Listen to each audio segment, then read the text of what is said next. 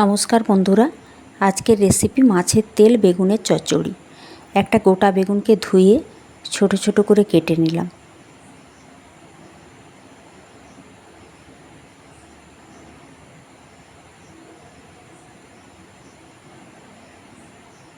কড়াইয়ে অল্প একটু তেল দিলাম, তাই মাছের তেলটা দিয়ে দিলাম।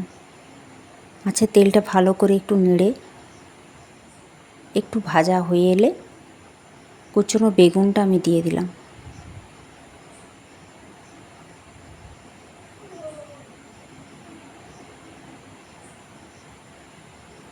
আর একটা গোটা পেঁয়াজ আর দুটো কাঁচা লঙ্কা কুচিয়েও দিয়ে দিলাম।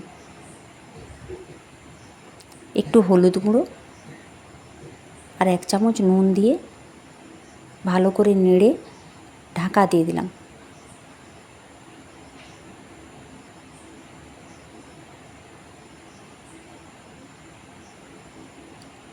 পাঁচ মিনিট পর খুলে দেখলাম আমার বেগুনটা ভালো করে সেদ্ধ হয়ে গেছে।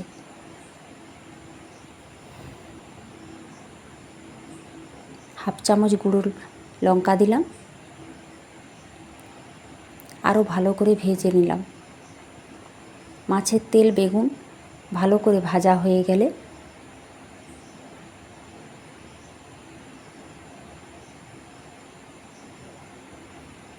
আমার খুব সুন্দরভাবে বেগুন আর মাছের তেল ভাজা হয়ে গেছে।